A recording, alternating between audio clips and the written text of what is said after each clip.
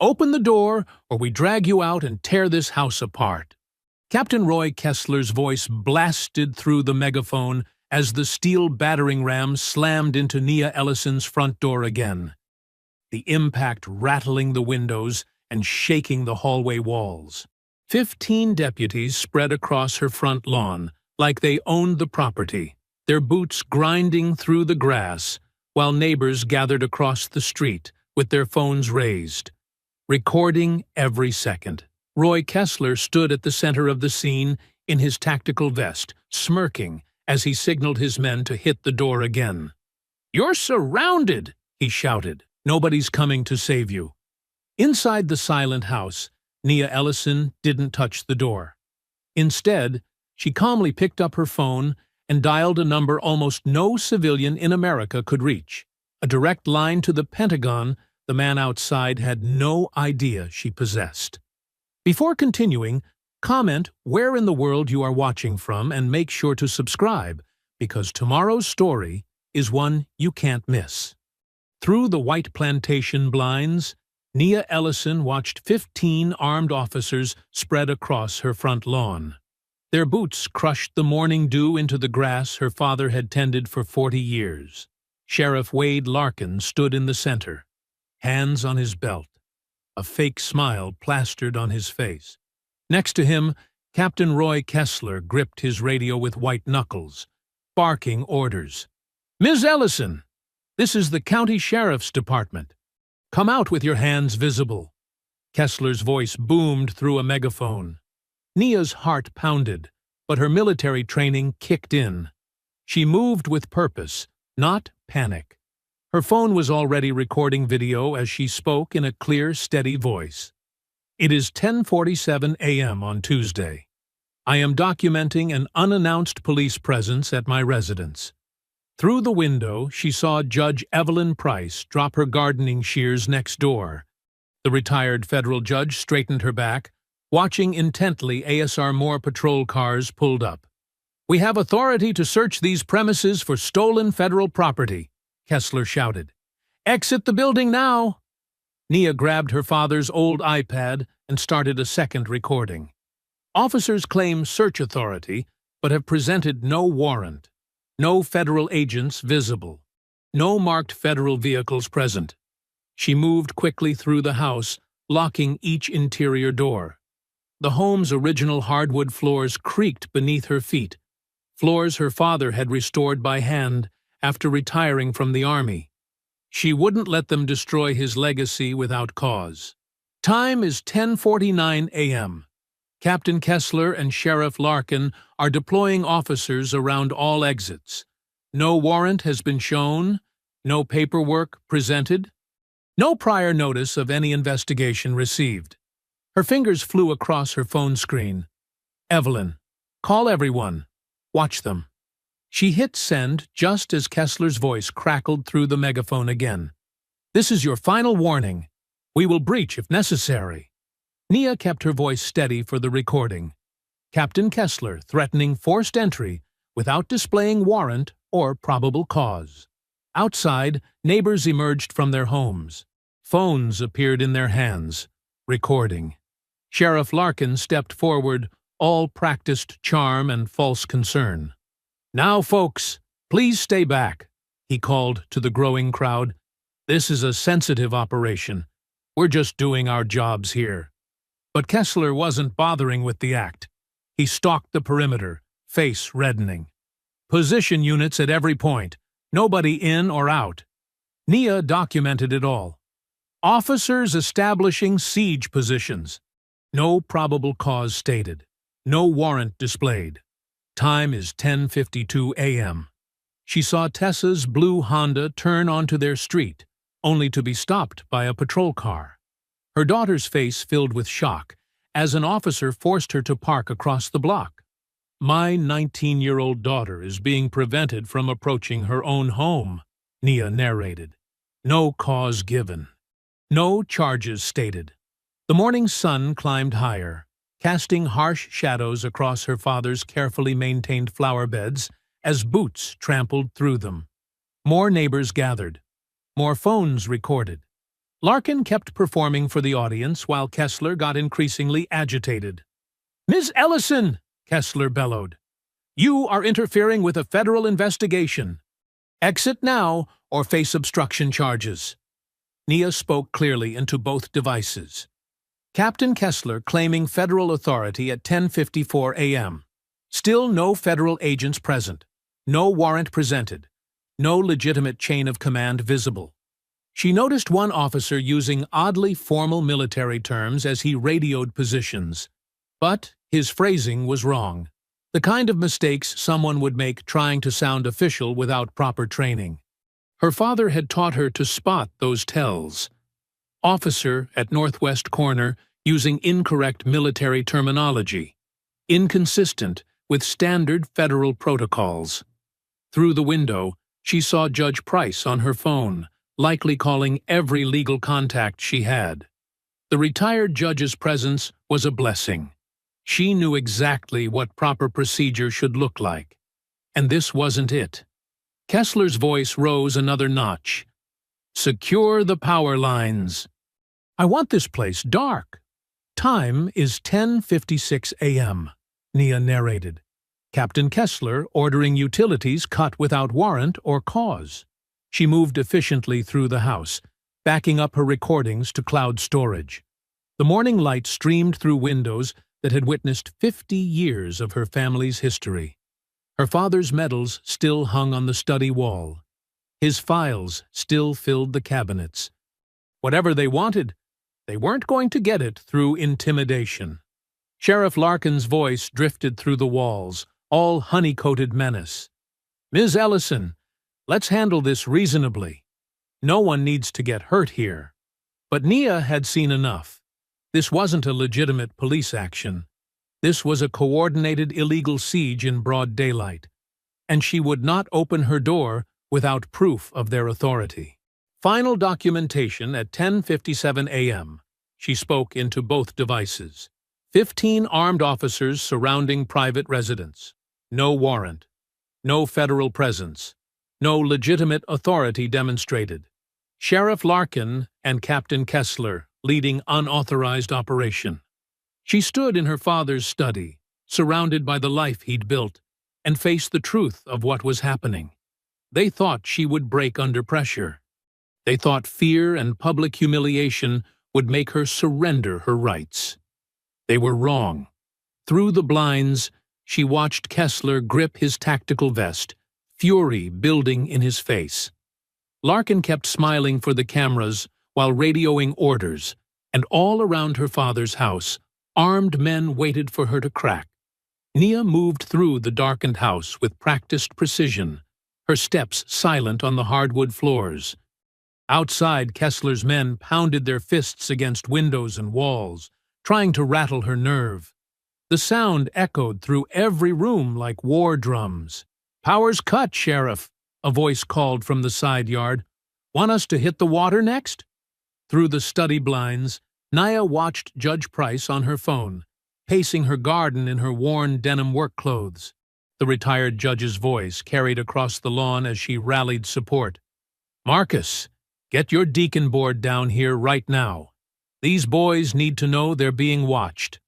Nia pulled her father's old army footlocker from beneath his desk. The combination lock clicked softly. 7/4/19, her birthday. Inside lay his service papers, medals, and the fireproof document case he'd made her promise to protect. She tucked it into the hidden wall panel he'd built behind his bookshelf, a space that looked like nothing more than shadow unless you knew where to press. "Ms. Ellison," Sheriff Larkin's voice oozed false concern. "Your continued obstruction will be noted in our report. Think about how this looks." She knew exactly how it looked. That was the point. 15 armed officers surrounding a black woman's home without cause or warrant. But they hadn't counted on her neighbors having phones and memories and voices. From her bedroom window, she spotted Tessa at the police line. Her journalism student's press pass held high. "That's my house. You can't keep me from my own house." An officer shoved her back. "Media stays behind the line. Captain's orders." I live there. Tessa's voice cracked with fury. That's my mother in there! Nia wanted to run to her daughter, but training kept her focused. She methodically photographed every window's view, documenting officer positions and faces. Her phone automatically backed up each image to 3 separate cloud accounts. They couldn't erase this. The house grew warmer as the disabled AC went still. Sweat trickled down her neck, but she kept moving. In the kitchen, she found her father's old battery-powered camping lantern. Its beam cut through the artificial darkness as she worked. She dialed her attorney's office, speaking clearly into the voicemail. This is Nia Ellison. Time is 11:14 a.m. I am recording unlawful police action at my residence. 15 armed officers present. No warrant shown. Power cut. Daughter denied access. Judge Evelyn Price witnessing. Please respond. More vehicles arrived outside. Not the promised federal agents, but local media vans. Kessler's voice rose in frustration. Clear these civilians back. Establish a 100-yard perimeter. But the crowd held firm. Nia recognized faces from her father's veterans group, church members in their Sunday clothes, neighbors who'd known her since childhood. They stood in clusters on the sidewalk, phones raised, witnesses to every move. Last warning, Ms. Ellison, Kessler shouted. You're only making this harder on yourself. She noted how he said, harder on yourself, not worse for yourself. The phrasing was wrong. Real federal agents had precise language protocols. These men were play-acting badly. Through her father's study window, she watched an officer direct units using mangled military terms. Alpha Team. Establish defensive positions at Vector Point, Charlie. It was gibberish, the kind of talk someone would use after watching too many action movies. They're trying to make her look unstable, Judge Price's voice carried from next door. Getting all those news cameras here before they even show a warrant. Making it a spectacle. The judge was right. They wanted her to break, to run out screaming, to give them an excuse. Instead, Nia documented everything with military precision. Times, positions, statements, witnesses. The house grew stuffier as the summer sun beat down. Officers circled like wolves, testing windows, rattling doors. Sheriff Larkin kept up his performance for the cameras. Now, folks, I know this looks concerning, but we have information about serious federal violations. Ms. Ellison just needs to cooperate. But he still showed no warrant, made no specific charges, presented no federal credentials. In the study, Nia pulled her father's old Bible from his desk drawer. The leather was worn soft from years of handling. Her father had read from it every morning, right up until the day he died. If armed men ever come to the house in daylight, he told her once, you use this number. Only in daylight, baby girl. That's when they think they're untouchable. She'd thought it was his PTSD talking. He'd grown paranoid near the end, haunted by something he wouldn't name. But he'd made her memorize where to look. Inside the cover, behind the dedication page. Sweat dripped onto the thin pages as she opened it by lantern light. There, taped carefully to the inside cover, was a single sheet of paper. On it, written in her father's precise hand, was a phone number she'd never seen before, and 3 words, Pentagon, direct line. In the hushed darkness of her father's study, Nia's fingers trembled slightly as she dialed the number from the Bible. The lantern cast long shadows across the room while heavy boots scraped against her front porch. She could hear Kessler's rising frustration through the walls. Final warning, Ms. Ellison. Don't make us force entry. Nia pressed the phone to her ear, heart pounding. 1 ring. 2 rings. On the third, a crisp voice answered, Office of Special Operations Oversight. My name is Nia Ellison, she said, keeping her voice steady despite the adrenaline coursing through her body. I'm calling regarding service number 874-19-4421. Master Sergeant James Ellison. A pause. Go ahead. Nia took a deep breath and spoke the phrase her father had made her memorize. Daylight breach of Protocol 7. The line went dead silent. When the voice returned, it was sharp with alertness. Status report. Unauthorized domestic retrieval operation in progress at my residence, Nia reported, falling back on her military training. 15 local officers present, led by Sheriff Wade Larkin and Captain Roy Kessler. No warrant shown. Full perimeter established. Power cut. Attempts to isolate from witnesses. Are you recording? Yes. Multiple devices. Cloud backup. Good. Maintain documentation. Do not surrender any materials. Stand by. Through the window, Nia watched Kessler gesture angrily at his men. Get those bolt cutters. She wants to play games. We'll show her games. The Pentagon voice returned. Ms. Ellison, repeat after me, loud enough for your recordings. I formally request immediate warrant verification through federal channels. Nia raised her voice clearly. I formally request immediate warrant verification through federal channels. Again. She repeated it louder, making sure both her phones caught it. Outside, a police radio crackled with new traffic. Different voices. Different tone. An officer rushed up to Larkin with a phone. The sheriff's face changed as he listened, color draining from his confident expression. Ms. Ellison, the Pentagon voice continued, state investigators have been notified. Federal observers are en route. Maintain your position. Document any attempts at forced entry. Do not open doors without visual confirmation of proper credentials. Through her window, Nia watched Kessler grab his radio. All units, expedite search positions. We need to complete this operation now. But the other officers had noticed the change in radio traffic. They shifted uneasily, some lowering their weapons, others checking phones. The crowd of witnesses had grown larger. Tessa held her phone high, narrating everything for her live stream. They cut the power to intimidate her. Tessa's voice carried clearly. No warrant, no probable cause, just 15 armed men surrounding a black woman's home in broad daylight. Judge Price's commanding presence drew neighbors closer as she spoke.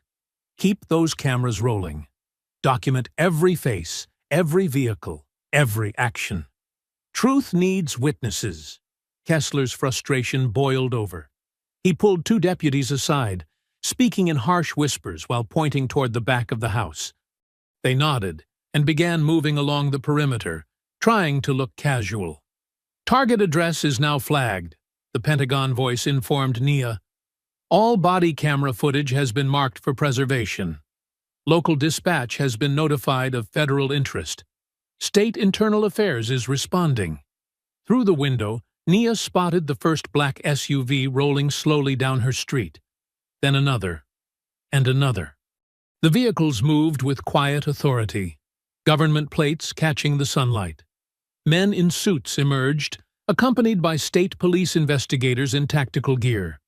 The change in the officers' demeanor was instant and dramatic. Those who had been shouting threats now stared at their boots. Others busied themselves with equipment, avoiding eye contact with the arriving authorities. Sheriff Larkin's phone rang again. This time his face didn't just pale. It crumpled. He grabbed Kessler's arm, whispering urgently. The captain's aggressive stance deflated as he listened. Ms. Ellison, the Pentagon voice returned. Federal observers are on scene. State investigators will establish a new perimeter. Remember, do not open your door without proper warrant verification from appropriate authorities. Understood, Nia replied, watching more official vehicles arrive. The street was filling with serious-faced men and women carrying badges that made her local police force step back. Tessa's live stream captured it all. State police are here now. The sheriff looks like he's about to be sick. Captain Kessler just threw his tactical vest in his car. The officers who had surrounded her house with such intimidating authority now looked like schoolboys caught in a dangerous prank.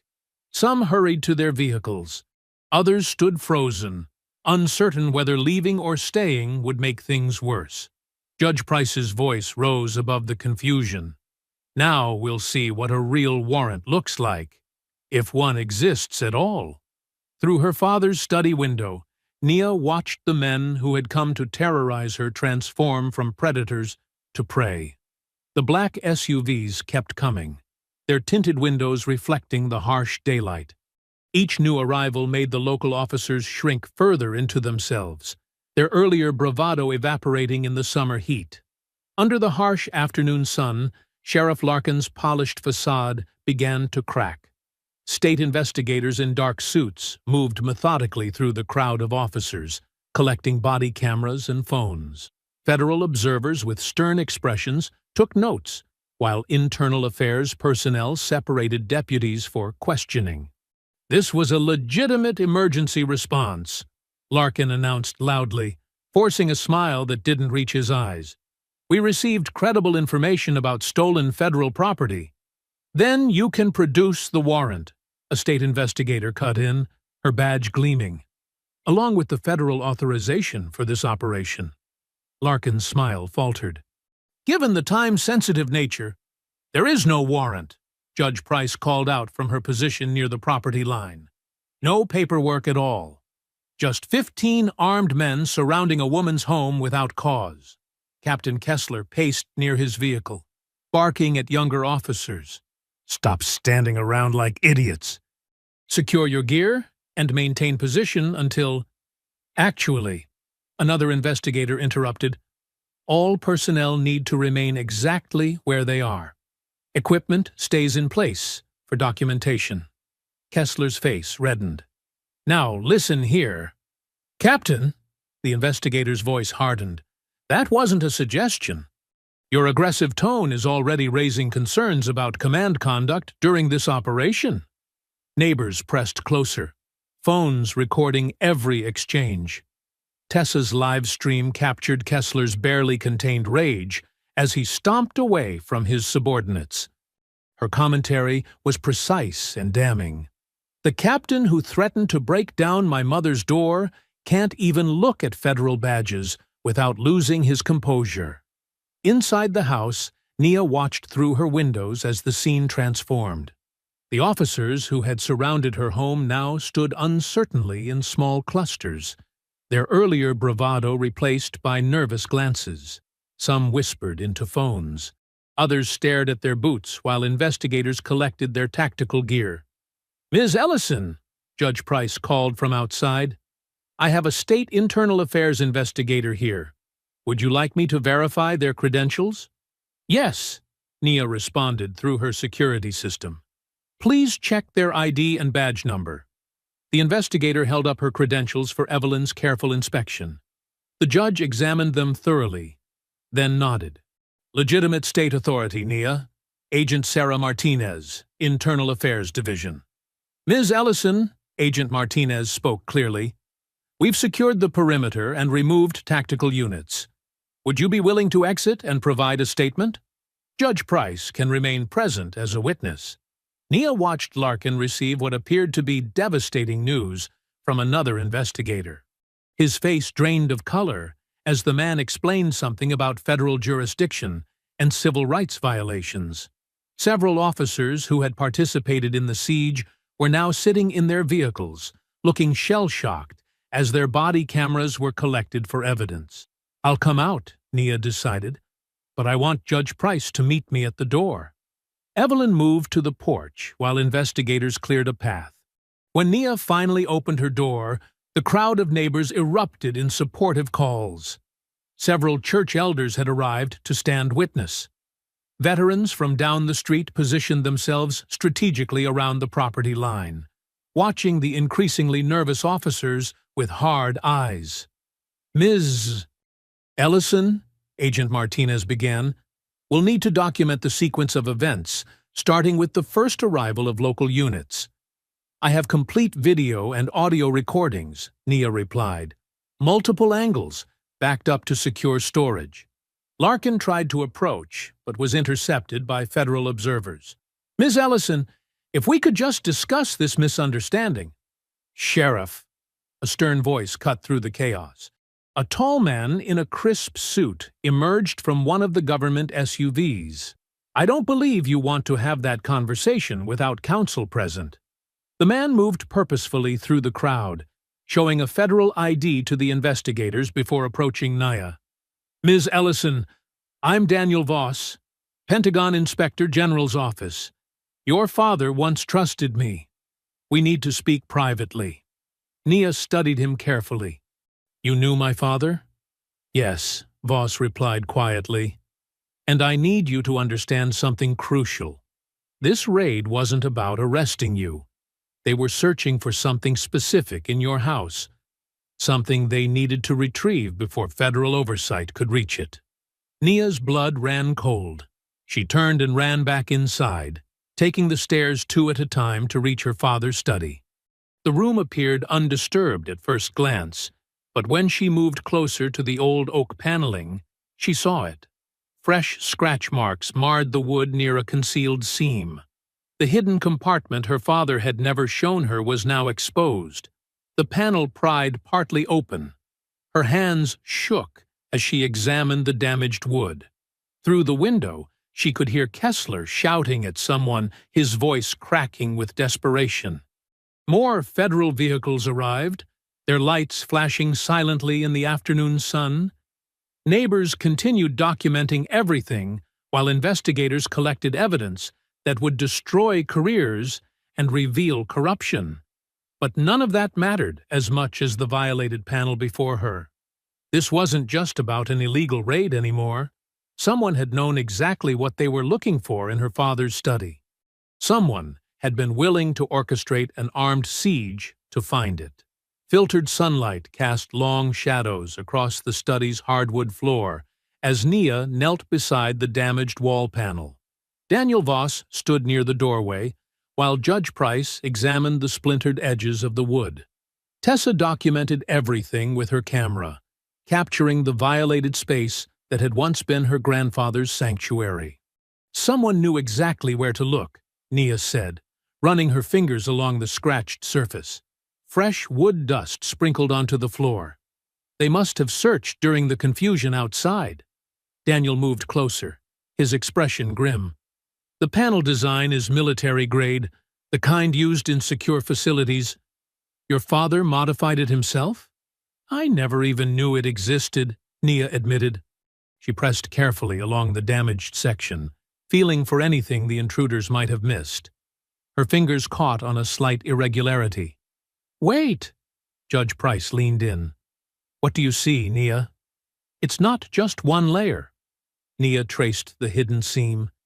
"There's another compartment behind this one."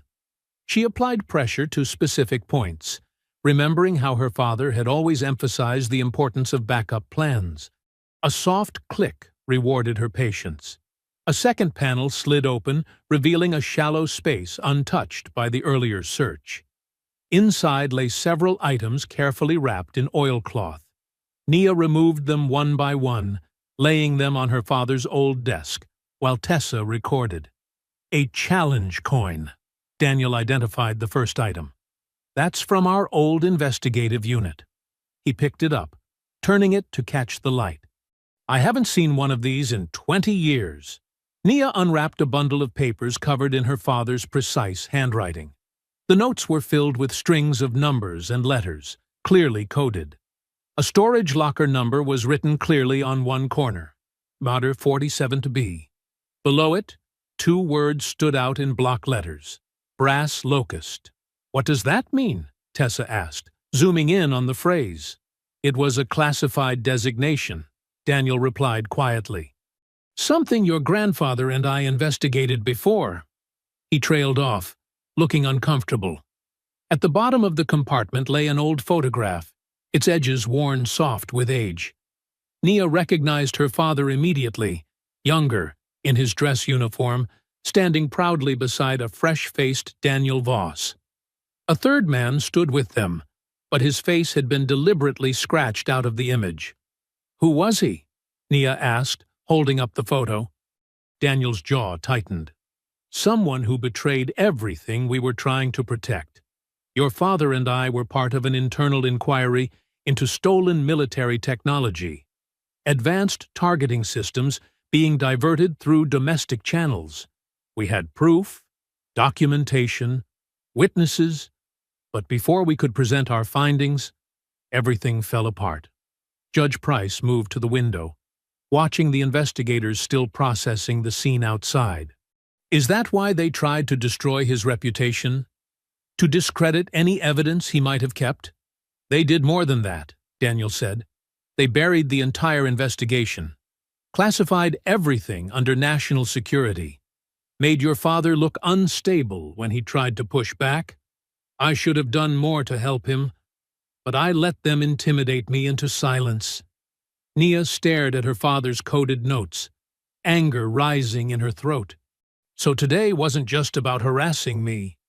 They thought he left proof here, evidence that could still hurt them after all these years. The crack of a gunshot shattered the moment. Glass exploded from somewhere outside, followed by screams and shouts. Everyone dropped instinctively as Tessa rushed to the window. "Someone shot Mrs. Patterson's camera rig," she reported, ducking low. "The big one she was using to record the whole street." Nia crawled to another window, staying below the sill. Across the street, she glimpsed a dark figure disappearing between houses as investigators and federal agents sprinted after them. Car engines roared to life, tires squealing as vehicles peeled away. "Everyone stay down," Judge Price ordered, her voice steady despite the chaos. "They're trying to destroy video evidence." Daniel pulled out his phone, rapidly texting commands. "I'm calling in additional federal support, but this confirms what I feared. The conspiracy reaches beyond Larkin and the sheriff's office. They have resources, coordination, and they're moving faster than official channels can respond." Outside, agents secured the perimeter, while state police blocked off surrounding streets. Neighbors huddled behind cars and porches, their phones still recording despite the threat. Mrs. Patterson stood defiantly beside her destroyed camera, describing the shooter to investigators while other residents backed up her account. "We need to get to that storage locker," Daniel said urgently. "Whatever your father hid there, they'll be looking for it too. And they just proved they're willing to use lethal force in broad daylight." Nia gathered the items from the compartment, wrapping them carefully. The sun was lower now, casting orange light across the study's walls. Soon darkness would give their enemies more advantages. "Tessa, grab your backup drives and go bag," she instructed. "Judge Price, can you coordinate with the neighbors? Make sure everyone's footage is secured and distributed?" "Already on it," Evelyn assured her. "I'll have copies spread across every church computer and veterans group in the county by nightfall. No one's erasing what happened here today." "We should move now," Daniel urged, checking his weapon. "Use the chaos as cover, while investigators have the area locked down. I have a secure vehicle 2 blocks over." Nia took a final look at her father's study, at the violated panel that had protected his secrets for so long. The home that had witnessed today's siege would have to wait. There were bigger battles ahead. "Let's go," she said, leading Tessa toward the back stairs. "Time to find out what else my father left behind." The storage facility's concrete walls radiated afternoon heat as Daniel pulled into the gravel lot. Chain-link fencing topped with razor wire surrounded the property, and security cameras tracked their movement from metal poles. The place looked deserted, except for a bored attendant scrolling on his phone in the air-conditioned office. "Stay alert," Daniel said, shifting into park. "They'll be checking facilities like this once they realize we left the house." He handed Nia a key. "Unit 47B is in the back corner. Your father arranged access for both of us years ago." Nia studied the key, its brass surface worn from years of waiting. "You knew about this place the whole time?" "I knew he had contingencies, Daniel admitted. But not the specifics. Your father was careful about compartmentalizing information, especially after things went bad. They walked down the rows of identical orange doors, gravel crunching under their feet. The sun beat down mercilessly. Tessa kept her phone ready, documenting everything while scanning for threats. Unit 47B looked like all the others. Weathered paint, heavy padlock, roll-up door. Nia inserted the key with steady hands. The lock clicked open.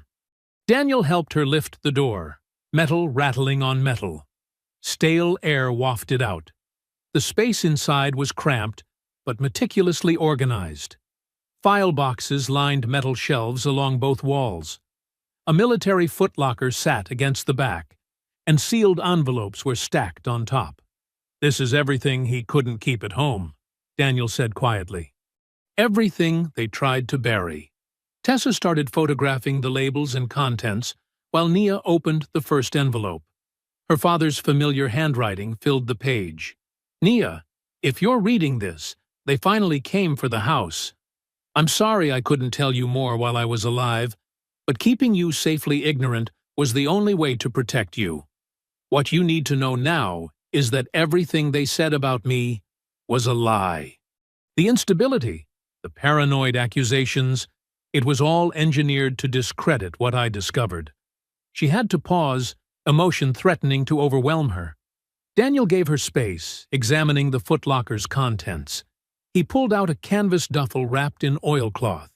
"His service weapon," Daniel explained, carefully unwrapping it. "Disassembled and preserved. He knew you might need protection one day."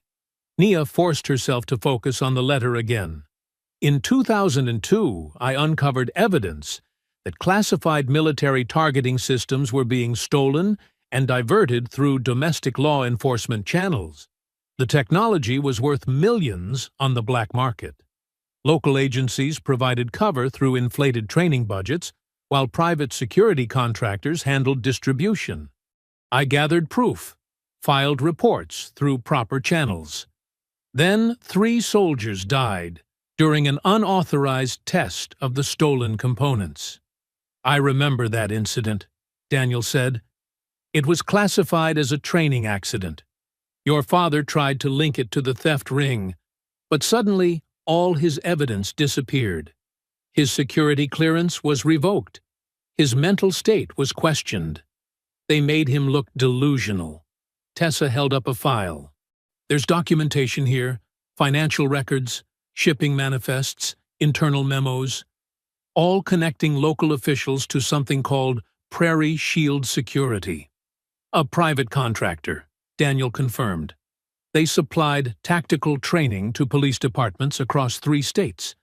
Perfect cover for moving stolen tech." Nia found more letters, each dated and sealed. Instructions, locations, contact numbers. Her father had prepared for every contingency.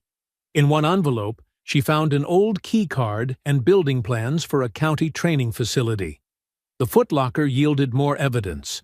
Photographs of midnight deliveries, recorded conversations on microcassettes, ledgers tracking payments through shell companies.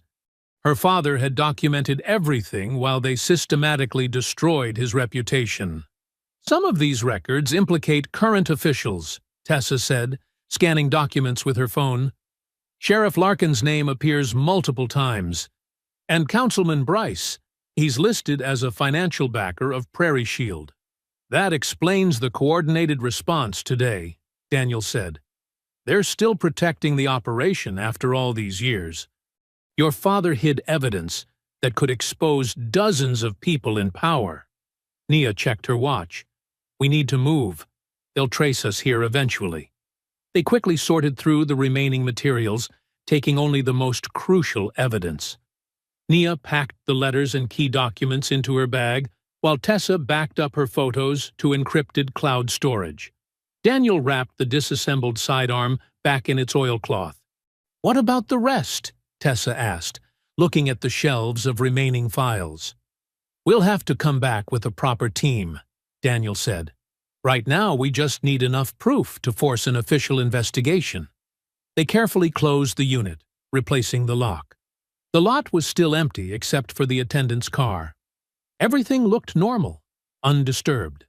Daniel drove them back toward the main road, taking a different route than they'd arrived. The late afternoon sun cast long shadows across the pavement. They were less than a mile from the storage facility when Nia noticed it in the side mirror. A black SUV pulling out from a side street, matching their speed. "We've got company," she said quietly, watching the vehicle settle into position behind them. The black SUV surged forward without warning, ramming into their rear quarter panel with crushing force.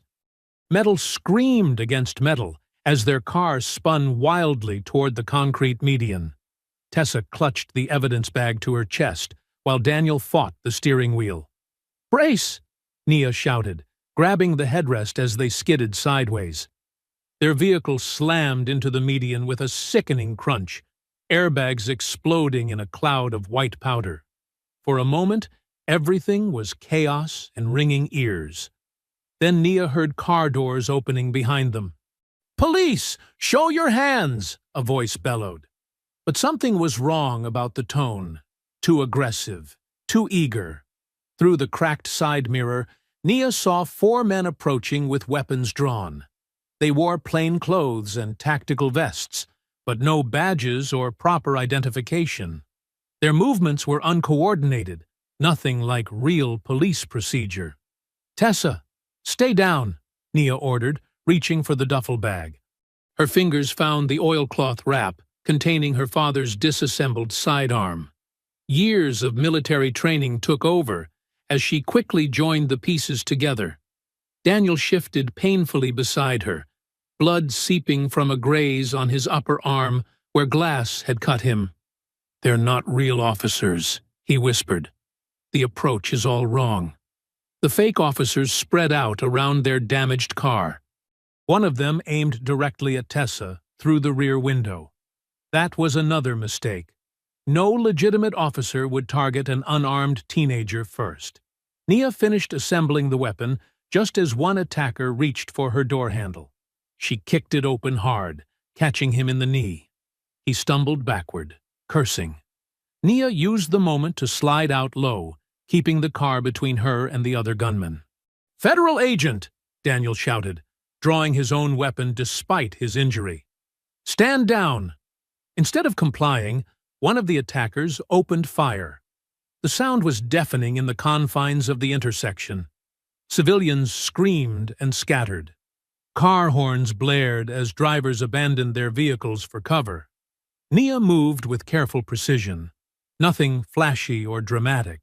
She took measured shots only when she had clear lines of fire, forcing the attackers to duck behind parked cars. Her goal wasn't to pursue, it was to protect her family and survive. "Tessa, move to the median when I tell you," she called. "Keep the evidence secure." A delivery truck screeched to a halt at an angle, accidentally blocking one gunman's position. The driver bailed out and ran, leaving the engine running. Tessa used the distraction to scramble over the center console, still gripping the document bag. "Now!" Nia laid down covering fire while Tessa sprinted to the median's concrete barrier. Daniel provided additional suppression, his shots careful and precise, despite his wound. One attacker tried to flank their position but slipped on scattered glass. As he stumbled, something fell from his tactical vest. A black police-issue radio earpiece. It bounced once and slid toward the gutter, clearly stamped with county inventory markings. Tessa had her phone out, recording faces and details whenever she could safely peek over the barrier. "Got clear shots of 2 of them," she whispered. "And their vehicle plates." Sirens wailed in the distance, getting closer. The attackers heard it too. Their coordinated assault began to fall apart. "We need to move," one of them shouted. "Now!" They retreated in stages, 2 providing cover while 2 ran back to their SUV. Nia didn't chase or take unnecessary risks. She maintained defensive fire only when they presented clear threats. The black SUV peeled away, just as the first legitimate police units appeared at the far end of the intersection. Nia carefully set her weapon down and raised her hands, making sure approaching officers could see she was complying. "Federal agent!" Daniel called out again, displaying his credentials. "We were attacked by armed suspects impersonating law enforcement." The scene quickly filled with real police cars, paramedics, and crime scene units. But Nia noticed how some officers exchanged looks when they saw the county-issued earpiece. A few touched their own radio sets self-consciously. She realized they couldn't trust any local evidence chain. The corruption went too deep. Traffic backed up for blocks as investigators photographed bullet casings and impact marks. Paramedics bandaged Daniel's arm while Tessa gave a preliminary statement, carefully omitting any mention of the storage facility or documents. Nia stood beside their ruined car, watching the controlled chaos of the crime scene. The attack had been professional but rushed, likely triggered when someone spotted them leaving the storage facility. The fake officers had expected an easy ambush against unprepared targets. Instead, they'd faced trained resistance and fled when witnesses appeared. But they would try again, probably somewhere more isolated next time. Nia retrieved her father's gun and the spent casings from her position, legally documenting everything through proper channels. But she kept the earpiece separate, wrapped in a clean handkerchief. That piece of evidence would go directly to federal authorities, along with the rest of what they'd recovered from the locker. A detective approached with a notebook, ready to take her statement. Nia composed her face into a calm mask, prepared to share only the minimum required by law. The real investigation would have to happen outside local jurisdiction. The evening sun cast long shadows through Evelyn's kitchen windows as Daniel winced under Maria's careful cleaning of his arm wound. The retired nurse from 3 doors down had come as soon as Evelyn called, bringing her medical kit and decades of experience treating everything from scraped knees to gunshot grazes. "Hold still," Maria muttered, dabbing antiseptic on the cut. "At least it's shallow." Across the kitchen table, Tessa's fingers flew over her laptop keyboard, creating backup after backup of the evidence they'd recovered. Her phone lay beside her, streaming the local news coverage of both the morning siege and afternoon shooting. "This is garbage," Tessa said, gesturing at the screen. "Listen to how they're spinning it." The news anchor's voice filled the kitchen. "Questions remain about this morning's law enforcement operation at the home of a local resident with alleged ties to missing federal property. Sheriff Larkin's office describes the incident as an unfortunate miscommunication that escalated unnecessarily." Miscommunication? Nia's voice was quiet but sharp. "They surrounded my house with 15 armed men, and no warrant. They're already trying to bury it," Daniel said, checking his secure phone. "My contacts say the department's media response team is in full damage control." Evelyn stood at her window, phone pressed to her ear as she coordinated with community leaders. "Yes, Pastor Williams, we need witnesses. Bring anyone you trust. These people operate in shadows. We're going to shine light on every corner." Nia's own phone buzzed with notifications. Anonymous accounts were spreading selected pieces of her background online. Her military service twisted to suggest instability. Her father's final years used to imply hereditary paranoia. Her home security measures painted as signs of dangerous obsession. "They got my bank records somehow," Tessa said, scrolling through social media. "They're trying to make it look like we're hiding something." A knock at the front door made everyone tense. Evelyn checked through the peephole, then opened it cautiously. Mrs. Chen from across the street stood there, wringing her hands. "I'm sorry," she said, voice shaking.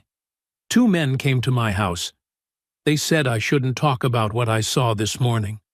They said it could affect my son's teaching job at the high school."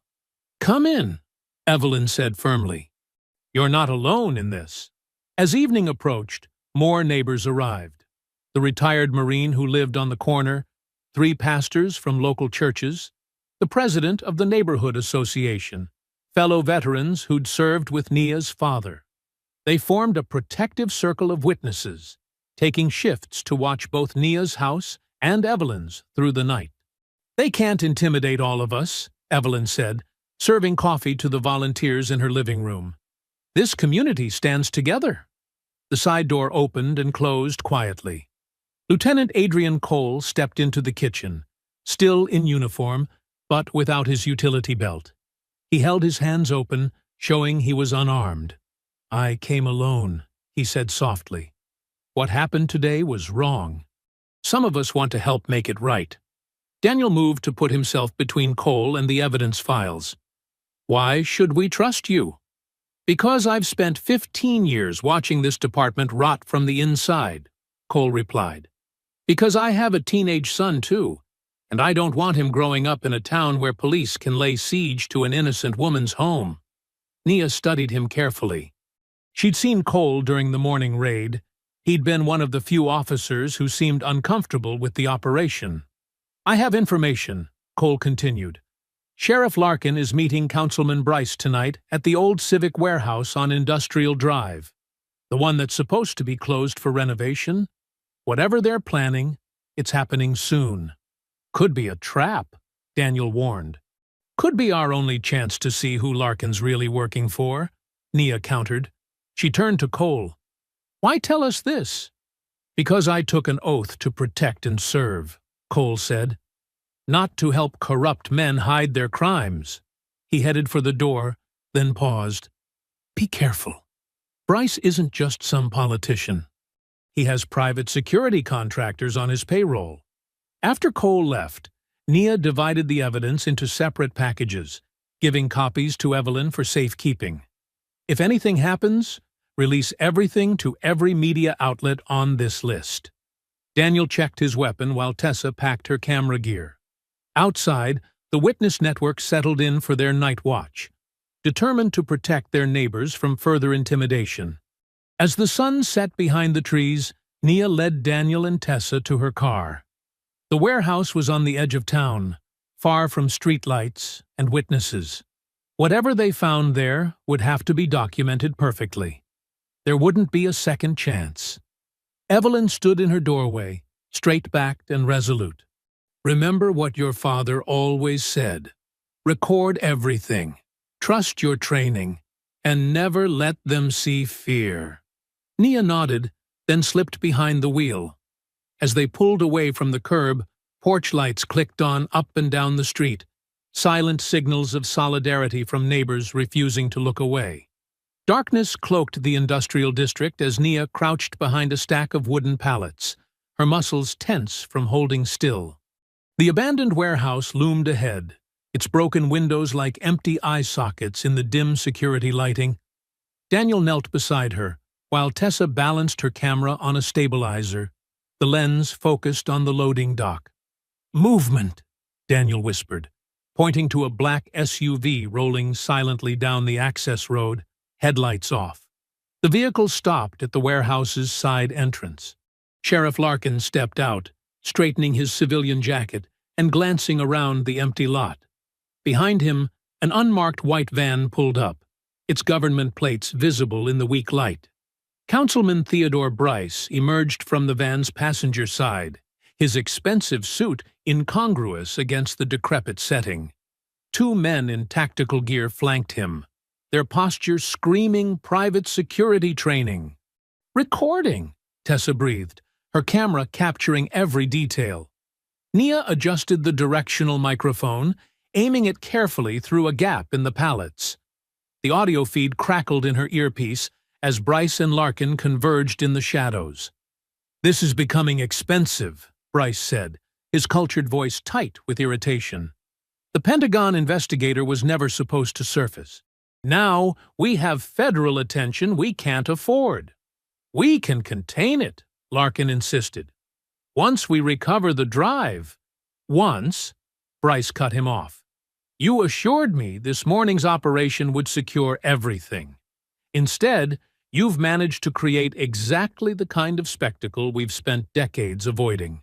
Daniel leaned closer to Nia, his voice barely audible. "He's running damage control. Brass Locust must still be active." Larkin's response carried clearly through the microphone. "My men are monitoring every move she makes. The minute she accesses the evidence, we'll know." "See that you do," Bryce replied. "I've invested too much in this pipeline to let it collapse now. The buyers expect regular shipments, and our law enforcement partners require their cut." Nia's hand tightened on the microphone as the pieces clicked together. Her father's investigation hadn't died. The weapons technology theft network had simply evolved, using police departments as cover for moving classified material. "The county systems will be frozen by federal oversight within days," Larkin said. "We need to move fast." "Then stop talking and find that drive," Bryce snapped. "Use whatever resources necessary. If she's anything like her father, she'll try to expose everything." A car engine rumbled in the distance. Daniel tensed. "We need to move. Now!" Patrol lights suddenly flashed at both ends of the street, casting strobing red and blue across the warehouse walls. Nia quickly packed the microphone while Tessa secured her camera. "Back route," Daniel whispered urgently. "Through the alley." They slipped between buildings as radio static crackled behind them. The timing was too perfect. Someone had spotted them and called it in. Nia thought of Lieutenant Cole's convenient tip and felt sick. The betrayal shouldn't have surprised her, but it did. They emerged onto a parallel street where Daniel had parked their backup vehicle. As they pulled away, more police units converged on the warehouse. The night felt alive with predatory energy. "Someone was waiting for us to take the bait," Daniel said, checking the mirrors constantly as they drove. "Cole played us perfectly." "The whole thing was staged," Nia agreed. "They wanted to confirm we had evidence worth burning." Tessa reviewed the footage on her camera's screen. "At least we got what we came for." Bryce admitted to the weapons pipeline. "And Larkin—" "It won't matter if we don't make it back," Daniel cut in, taking another turn to shake any potential tails. Nia watched familiar houses blur past, each darkened window now a potential surveillance point. How many neighbors had been pressured or paid to report her movements? The thought of that invisible net closing around her family made her skin crawl. They turned onto Evelyn Street just before midnight. Orange light painted the clouds ahead, and Nia's heart dropped.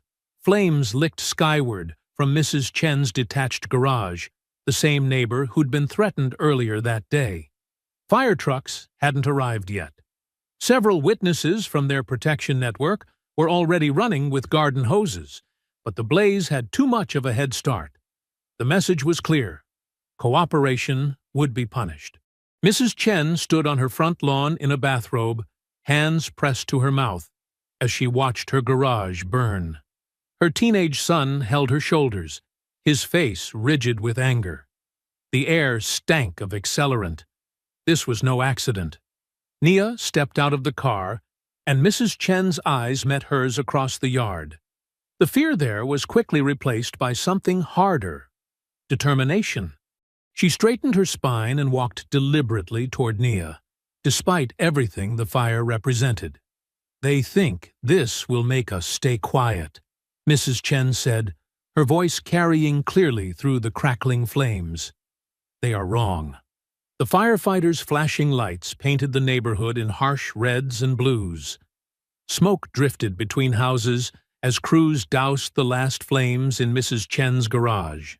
The acrid smell of melted plastic and scorched wood hung thick in the midnight air. Evelyn moved through clusters of neighbors in her robe and slippers, her voice steady and reassuring. "Stay together. Document everything. We'll have patrols watching all night." She carried herself with the same authority she'd wielded from the bench, turning fear into resolve. Nia studied the destroyed garage. The fire's message was crude but effective. Shut up or burn. She touched the blackened doorframe, finding accelerant residue still tacky on the wood. This wasn't random. It was professional intimidation, barely disguised as vandalism. "Mom!" Tessa called from Evelyn's front porch, her laptop casting blue light across her face. "The siege footage is ready. Should I release it now?" "Do it," Nia said. All channels. Inside Evelyn's living room, neighbors crowded around Tessa's screen. The edited video showed the morning's events with damning clarity. 15 armed officers surrounding a home without cause, Larkin's false claims of authority, Kessler's escalating threats. The timestamps and multiple angles left no room for denial. "Send it to every local station," Daniel said, working his phone. "I've got federal contacts standing by to preserve it before anyone tries scrubbing it." Evelyn returned from comforting Mrs. Chen. Her expression hardened as she watched the footage. "I'm going on camera, right now. The press needs to hear from someone they can't dismiss." Within 30 minutes, news vans arrived. Evelyn stood in her front yard, poised and dignified despite the late hour. The camera lights caught the silver in her hair as she spoke with quiet fury. "I witnessed today's illegal siege as a retired federal judge. What I saw was a coordinated abuse of power targeting a respected neighbor, a former soldier and single mother. Hours later, apparent retaliation destroyed property, while armed men tried to silence witnesses. This corruption must end." Her words carried the weight of decades on the bench. The reporters leaned in, hungry for more. Evelyn gave them exactly what they needed: clear, quotable condemnation from a trusted voice. Daniel stepped away from a phone call, his face brightening. "Emergency preservation orders just came through. They're locking down body cameras, radio logs, everything. Kessler's being called in for immediate questioning." "The warehouse audio?" Nia asked.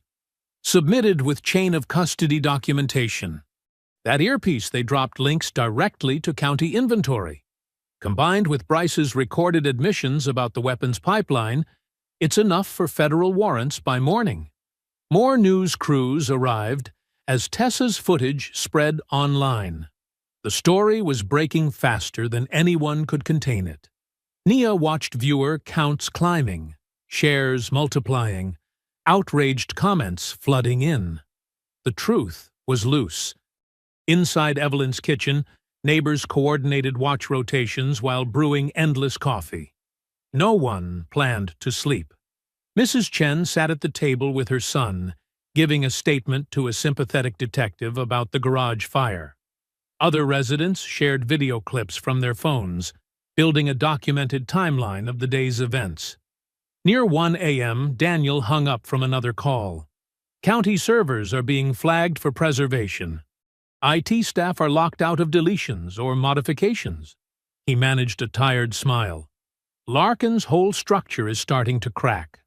By dawn, he and Bryce will be facing federal investigators they can't control." Nia found Tessa curled in an armchair, still monitoring response to her footage. Dark circles showed under her eyes, but she radiated fierce determination. The same strength Nia's father had shown when facing corrupt power. "You should rest," Nia said softly. "Not yet." Tessa refreshed her feeds. "People need to see this, all of it." For the first time since morning, Nia felt hope pushing back against the fear. The evidence was secure. Witnesses were speaking up. Federal authorities were moving. Whatever happened next, the conspirators had lost their grip on the narrative. She checked her phone. Dozens of missed calls, hundreds of notifications. But one new message stood out. "Lieutenant Cole, need to meet urgently. Have final proof that will end this. Come alone." Nia showed the text to Daniel. His expression darkened. "After everything today, he expects you to trust him?" "He might be desperate enough to flip," Nia said. "If he has real evidence. Or desperate enough to try removing you from the equation before morning," Daniel countered. Nia stared at the message, weighing decades of corruption against the possibility of one man's conscience.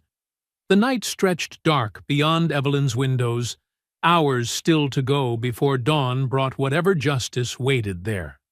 At 1:30 in the morning, Nia checked her tactical vest while Daniel loaded a backup weapon. The streetlights cast long shadows across Evelyn's front yard. Too quiet.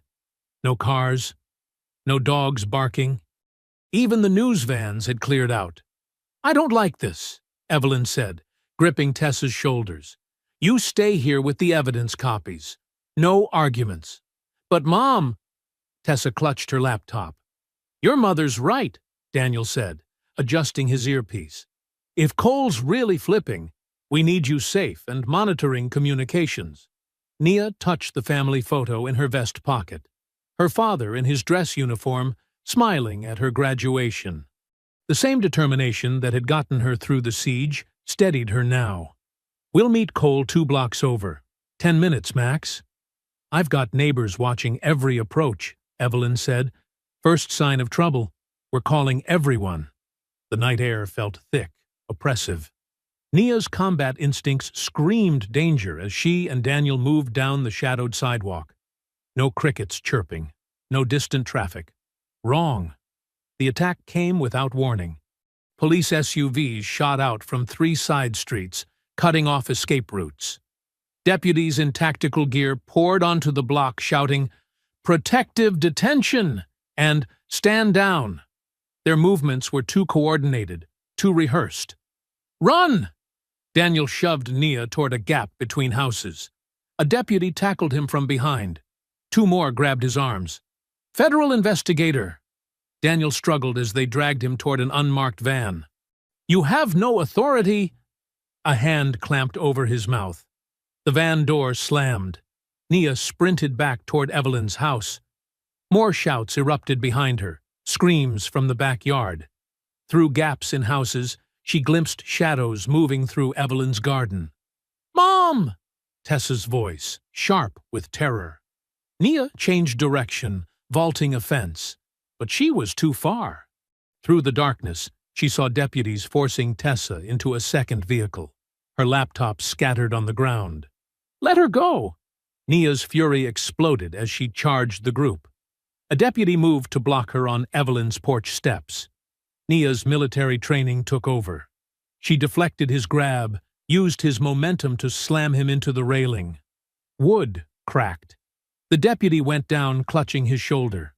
More vehicles screamed around the corner. Nia dove through hedges into the side yard as flashlight beams cut through branches. Radio static crackled. "Officer down! Suspect armed and violent!" The lies started immediately. "All units respond. Attempted murder of law enforcement." "No!" Evelyn's voice rang out from her front door. "Everyone record this. They're kidnapping witnesses." But the vehicles were already pulling away, taking Daniel and Tessa into the darkness. Neighbors spilled onto porches with phones raised too late. Nia pressed against the shadows of her house, pulse hammering. Police frequencies erupted with coordinated deception. "Be advised. Suspect Ellison attacked officers during lawful protective custody. Armed and dangerous. Believed to possess stolen classified materials. Shot fired at deputies. Suspect fled scene." The false narrative spread like poison. Within minutes, news alerts pinged on phones up and down the street. Breaking. Woman attacks. Officers flees with military documents. Wanted, armed suspect assaults police during evidence recovery. Manhunt, former soldier shoots. Deputy escapes custody. Nia's phone vibrated. "Evelyn, they're gone. Neighbors recording everything. What do we do?" Another message flashed. A news update showing Larkin at an emergency press conference. The suspect turned violent when officers attempted to secure evidence related to an ongoing federal investigation. She attacked deputies without provocation and fled with classified materials. "We ask the public to avoid contact and report any sightings immediately." The photos they used made Nia look crazed, dangerous. Her military ID photo distorted into a mugshot. Her earlier resistance to the siege reframed as proof of instability. In her darkened house, Nia leaned against the wall, mind racing. Everything had flipped in minutes. Daniel vanished into an unmarked van. Tessa taken by men with badges and no paperwork. The morning's triumph twisted into a manhunt narrative. She touched her father's photo again. The same forces that destroyed him were coming for his granddaughter now. And they had just turned Nia's desperate defense of her child into a weapon against her. Through the window, she watched more patrol cars filling the streets. Deputies taking witness statements, controlling the story. Neighbors who had supported her hours ago now looked uncertain, frightened. The false summit had shattered. In one savage turn, they had taken her allies, her daughter, and her credibility. Dawn was still hours away, but Nia knew the night's true darkness was just beginning. The beam of a police spotlight swept across Nia's yard for the third time in 10 minutes. She pressed against the shadow of her house, counting seconds between patrols. 23 minutes since they took Tessa. 31 since Daniel disappeared into that unmarked van. When the cruiser passed, Nia slipped to the side window she always kept unlocked, an old army habit that had saved her more than once. The hinges moved silently as she eased inside. Her boots touched the floor without a sound. Her phone vibrated. Evelyn. Coast clear. Coming over. Found something. Nia's tactical vest felt heavy against her ribs as she moved through the darkness of her own home. Family photos watched from the walls. Her father in uniform, Tessa's high school graduation, 3 generations of strength and survival. Now she was alone in these rooms again, a fugitive in her own house. Another patrol car rolled past. Nia stayed low, remembering the siege from just hours earlier. How quickly everything had shifted from victory to disaster. The same officers who had surrounded her home in daylight were now hunting her in darkness. A soft tap at the back door. Evelyn's signal.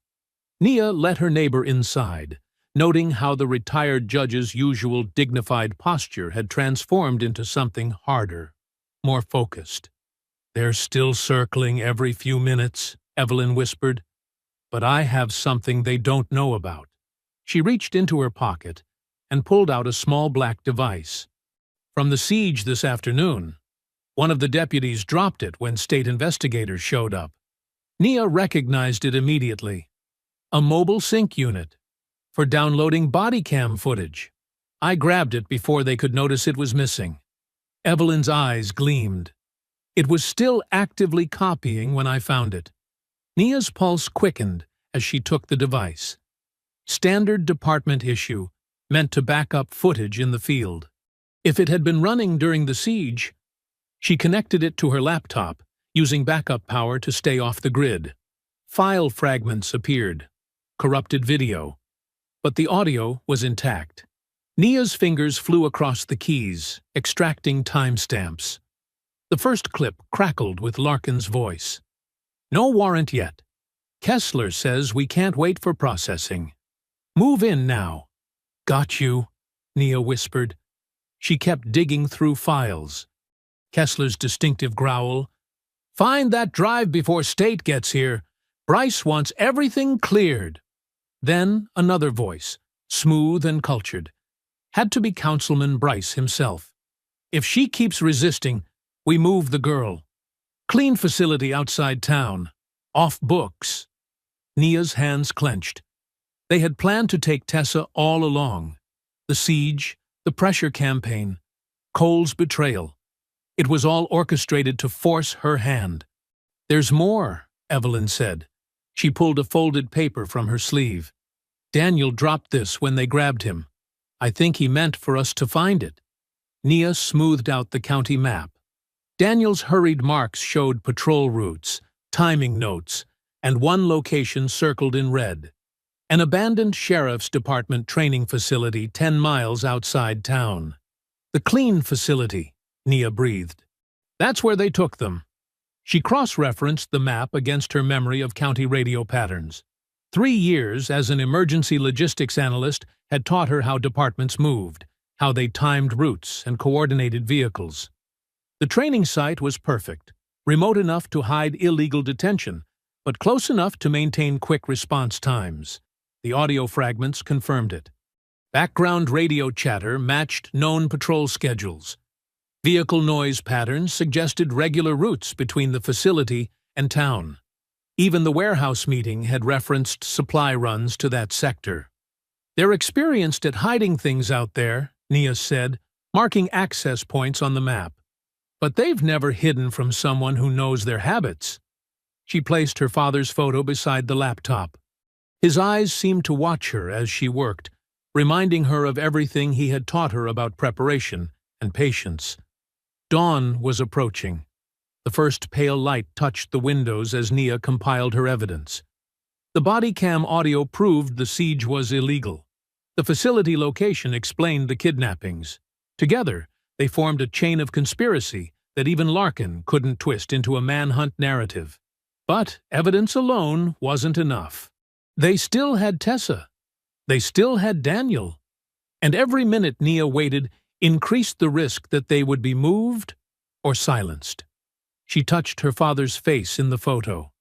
He had faced the same choice years ago: expose the truth or protect his family. They had destroyed him for choosing truth. Now they expected her to break the same way. Through the window, she saw another patrol car roll past, slower this time, hunting her, expecting her to run or hide or surrender. The sky was beginning to brighten. Soon, the morning news would spread Larkin's lies about a dangerous fugitive attacking officers. But Nia wasn't running anymore. She spread the map wider, marking entry points and patrol timing.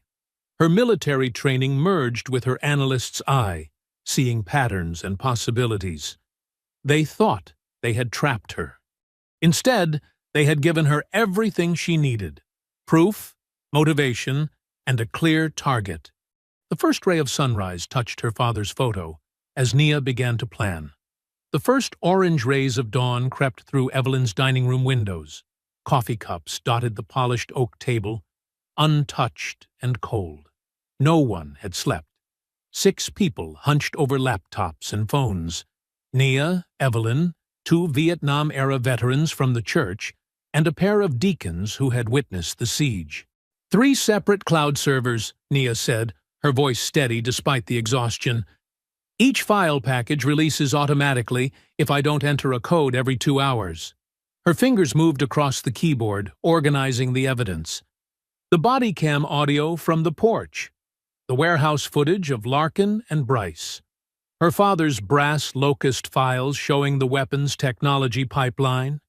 Deacon Williams nodded, his weathered face grim. "Already got 15 witnesses ready to move on your signal. Good folks who won't back down. Position them here and here." Nia marked locations on the map. Far enough from the training facility to stay legal, close enough to document everything. She checked her watch. Once the evidence starts releasing, Larkin and Bryce will know they're exposed. That's when they'll try to move Tessa.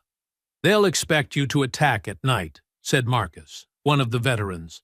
"Coming in daylight throws their playbook." A soft knock interrupted them.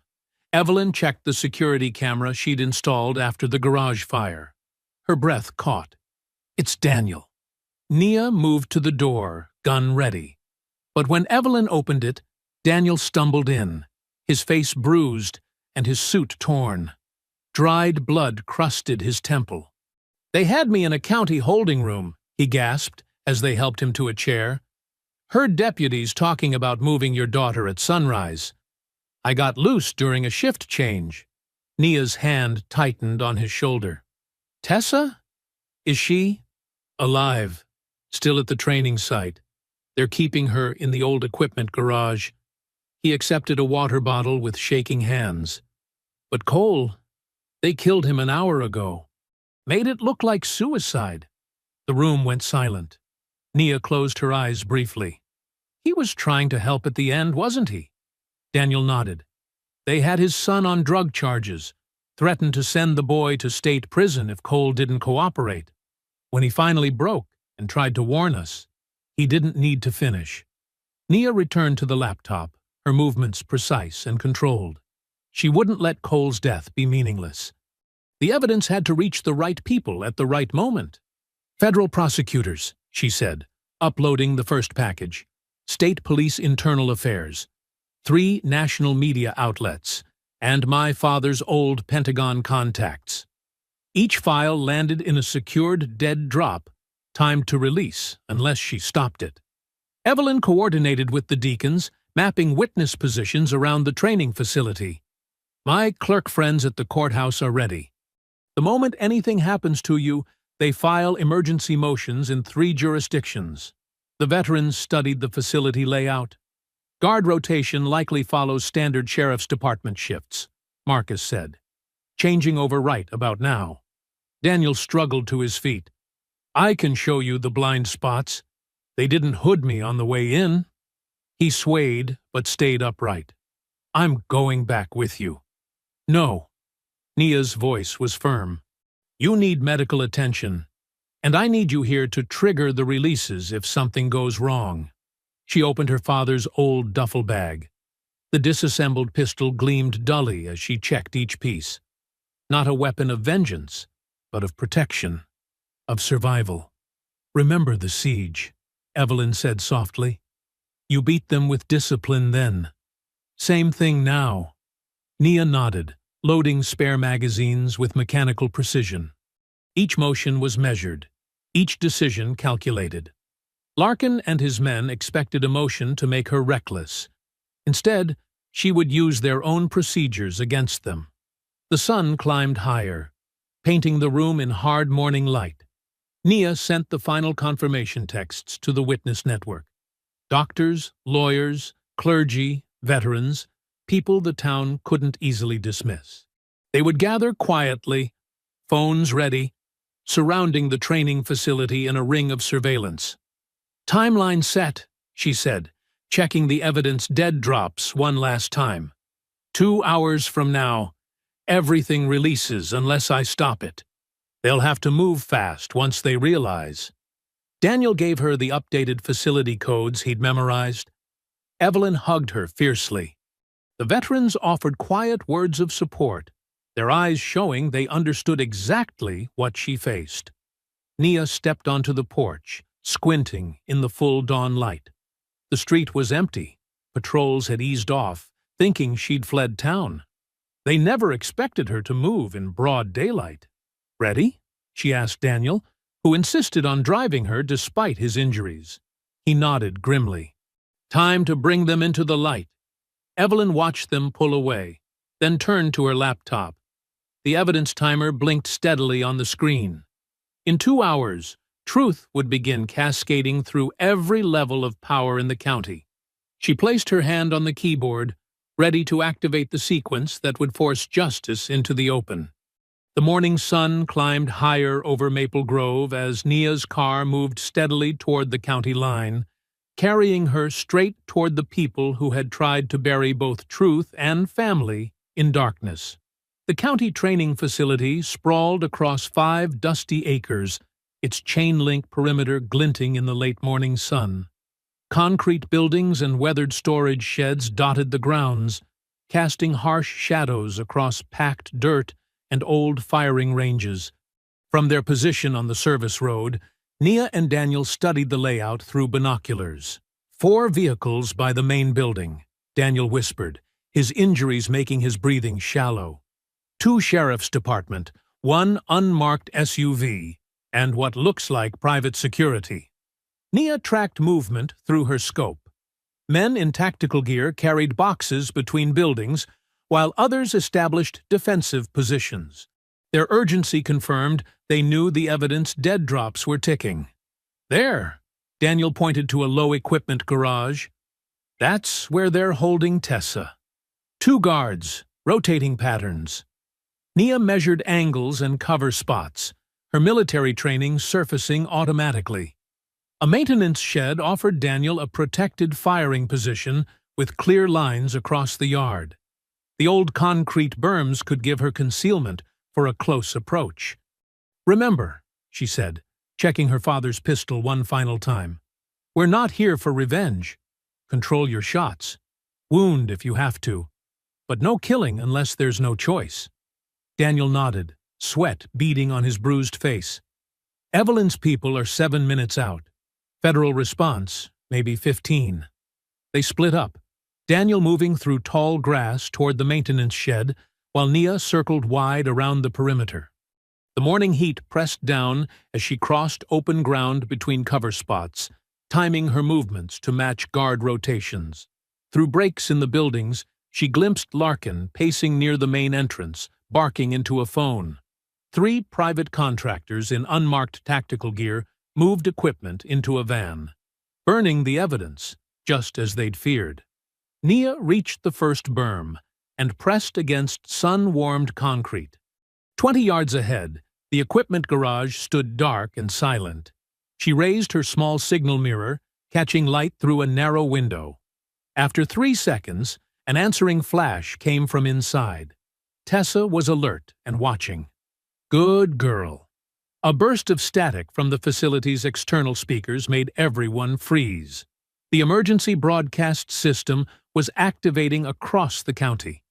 Then Larkin's own voice filled the air, the damning body cam audio from the siege, now playing on every police and emergency channel in the state. "No warrant. Find the drive before state arrives. Bryce wants this contained." Chaos erupted. One deputy immediately threw down his weapon, hands raised. Others looked to Larkin in confusion. The private contractors shifted uneasily, realizing their employer's name was now radioactive.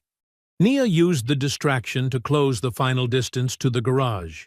Through the window, she saw Tessa working at the electrical panel despite her bound hands. Smart Girl had found a way to reach the gate controls. The main gate's motor whined and died. Vehicle after vehicle died as Tessa killed power to the entire facility. Larkin's escape route was sealed. "Federal agents incoming!" someone shouted from the perimeter. "Multiple units! Lights and sirens!" Councilman Bryce emerged from the main building, his polished facade cracking. "Everyone stay calm. This can still be managed." A shot cracked across the yard. Daniel, providing cover fire from the maintenance shed. The private contractors scattered for defensive positions. Return fire hammered the shed's metal walls. Nia burst through the garage's side door as 2 deputies rushed to stop her. She dropped the first with a shot to the leg, disarmed the second with a precise strike to the wrist. No killing. Just control. "Mom!" Tessa called from behind a tool cabinet. "Stay down!" Nia moved to cover her daughter as bullets punched through windows. More sirens wailed in the distance. The body cam audio kept playing, drowning out Bryce's attempts to restore order. 2 more deputies surrendered, placing their weapons on the ground. Nia cut Tessa's restraints. "Can you move?" "Yeah. I memorized their radio codes, got the gate frequencies. Figured you'd come." Pride surged through Nia's chest. Her daughter had stayed strong, stayed smart. An engine roared outside. Larkin had reached a vehicle and was trying to ram through the dead gate. The metal barrier held. "It's over, Wade!" Bryce shouted. "We need to negotiate. Shut up!" Larkin abandoned the vehicle and ran back toward the garage, pistol raised. His carefully maintained mask had shattered completely. Nia pushed Tessa behind a heavy workbench. Daniel's covering fire kept the remaining contractors pinned down. Through the windows, she glimpsed multiple vehicles approaching on the main road. Evelyn's witness convoy arriving right on schedule. Larkin burst through the garage door, wild-eyed and sweating. His weapon swung toward them as federal sirens screamed closer. "You think you've won?" he snarled. "You think exposing this fixes anything?" "It's done," Nia said calmly. "The truth is already out there. Every channel. Every jurisdiction." His finger tightened on the trigger. Nia shifted, placing herself firmly between the gun and her daughter. She wouldn't give him the satisfaction of seeing fear. "Last chance, Sheriff," she said. "There are witnesses coming. Cameras, federal agents. How do you want this to end?" Larkin's gun clattered across the concrete floor as Nia's precise strike knocked it from his grip. His face twisted with rage, but before he could lunge, 2 shots rang out from Daniel's position. Bryce's lead security contractor dropped, clutching his shoulder. "Mom!" Tessa broke free, stumbling into Nia's waiting arms. Mother and daughter clung to each other as sirens wailed and tires screeched outside the fence. State police vehicles poured through the main entrance, lights flashing in the late morning sun. Federal SUVs flanked them, agents deploying in practiced formation. Behind them, a convoy of civilian cars and news vans rolled to a stop. Evelyn's witnesses arriving right on schedule. Larkin sprinted for his patrol car, abandoning Bryce and his remaining men. He made it 3 steps before tactical officers tackled him to the dusty ground. His polished badge skittered across the dirt as they secured his wrists with heavy cuffs. "This is a mistake," Bryce shouted, backing away from approaching federal agents. "Do you know who I am?" "I fund half the programs in this county." "Theodore Bryce," an agent called out. "You're under arrest for conspiracy, corruption, and kidnapping under color of authority." Cameras flashed as they led him away. His expensive suit was stained with sweat, his carefully maintained image crumbling with each step. Daniel emerged from the maintenance shed, pressing a hand to his injured side. "Your father would be proud," he told Nia. "He died protecting evidence of Brass Locust, knowing someday someone would finish what he started." Tessa kept filming as federal teams secured the grounds. "Everything's documented," she said. "The siege, the warehouse meeting, the body cam audio, even the county-issued earpiece from the ambush. It all connects." Evelyn ducked under the crime scene tape, ignoring orders to stay back. She wrapped both Nia and Tessa in a fierce embrace. "I told them all morning. Keep watching, keep recording." The truth had to come out in broad daylight. News helicopters circled overhead as state investigators processed the scene. Local stations interrupted regular programming to show Larkin and Bryce being loaded into separate vehicles. The body cam audio from the original siege played on repeat across every channel. "No warrant. Find the drive. Bryce wants this contained." By early afternoon, the story had exploded. National media descended on Maple Grove, broadcasting live from the same streets where armed men had tried to intimidate a neighborhood into silence. Headlines flashed across screens. "Brass Locust exposed. Military tech theft ring operating through local law enforcement. Decorated veteran vindicated. Whistleblower's daughter breaks conspiracy. Teen journalist's evidence brings down corrupt officials." Nia stood on her front porch, the same porch where 15 illegal officers had demanded entry just yesterday. Workers repaired the damage from the siege while cameras rolled. The house that conspirators thought would be their easiest target had become the symbol of their downfall. Daniel gave statements confirming the truth about Nia's father.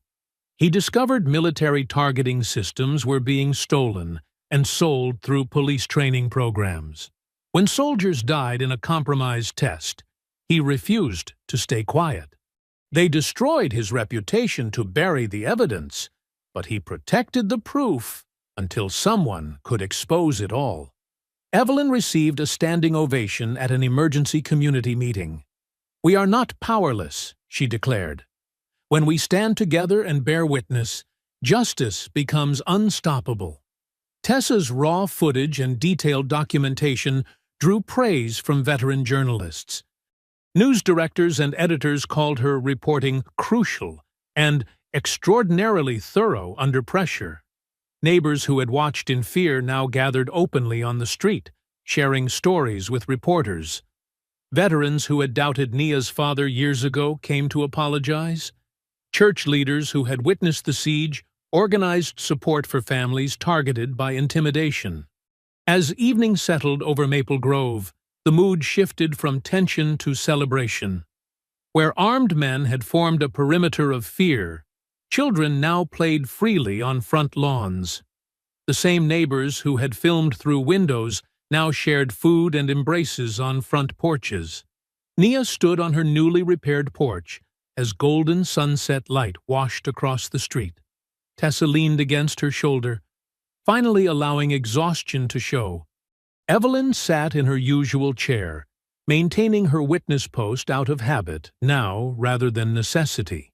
Daniel rested against the railing, his injuries treated, but his vigilance unwavering. Together, they watched their community reclaim the space that corruption had tried to poison. Parents walked with children who had hidden in fear just hours ago. Elderly residents who had been afraid to speak now shared decades of stories about the neighborhood's history. Young activists who had documented everything networked with journalists to prevent similar abuses elsewhere. The house remained exactly where it had always been, a cornerstone of the community, a tribute to a father's sacrifice, and now a symbol of what ordinary people could accomplish when they refused to surrender to intimidation. The same walls that had sheltered Nia's methodical resistance now stood as a monument to justice served in broad daylight. If you enjoyed the story, leave a like to support my channel, and subscribe so that you do not miss out on the next one. On the screen, I have picked 2 special stories just for you. Have a wonderful day.